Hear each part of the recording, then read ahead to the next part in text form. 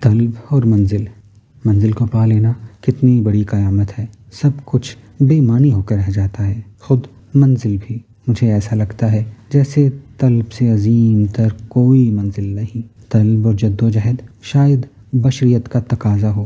جتنی دیر ہماری توجہ باب جبرائیل پر مرکوز رہی، جتنی دیر مجھ میں حجرہ مبارک میں حاضری دینے کی لگن رہی، جتنی دیر سبز جنگلے کے قریب کھڑے ہو کر حضور صلی اللہ علیہ وسلم کو سلام کرنے کا جنون قائم رہا، مدینہ کا شہر تو کیا ساری کائنات سبز گنبد کے اوٹ میں دبکی بیٹھی رہی۔ پھر جب قدرت کو رخصت کر دیا گیا تو ان کے لیے حجرہ مبارک میں جانا نامناسب ہو گیا۔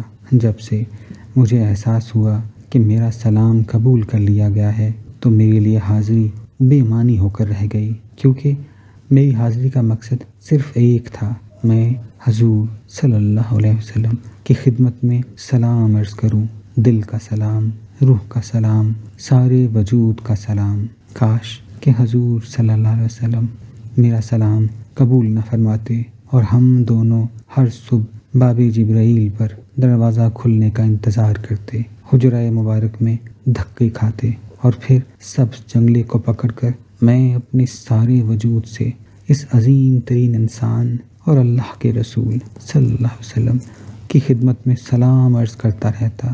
یوں ہی ہفتے گزر جاتے، صدیاں گزر جاتی۔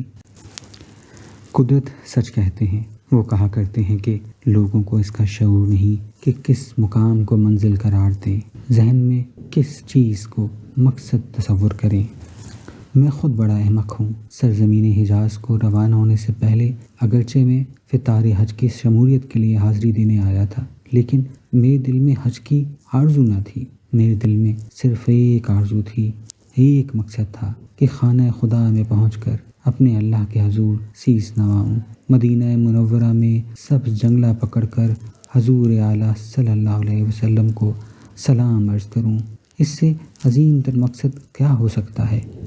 میری سمجھ میں آج تک نہیں آیا۔